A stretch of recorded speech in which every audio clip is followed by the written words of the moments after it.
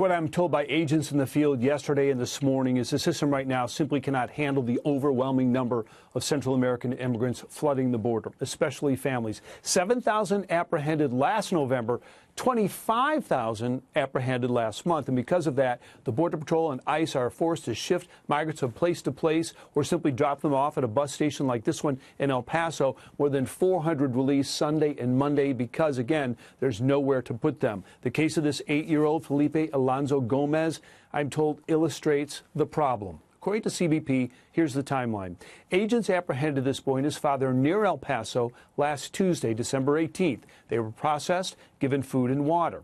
2 days later, December 20th, they were transferred to El Paso. Then, 3 days later, because of overcrowding, they were transferred again to the Alamogordo station. A day later, December 24th, an agent noticed the boy looked sick and took him to a local hospital. He was admitted around 9 a.m., got Tylenol, an antibiotic, and ibuprofen, then released around 2 p.m.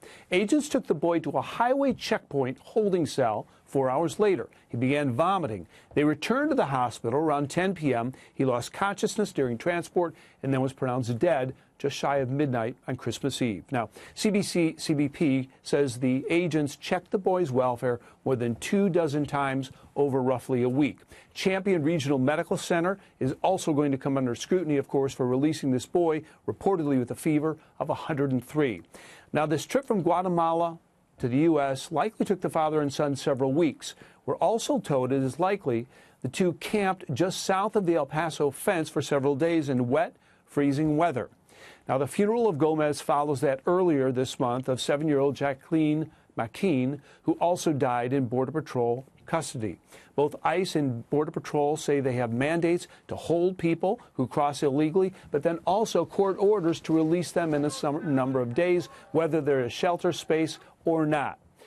Every child right now in CBP custody is going to receive a medical checkup if they're under 10 years old, and the agency, Rick, has asked for medical help from the Coast Guard, the DOD, and FEMA to get that done.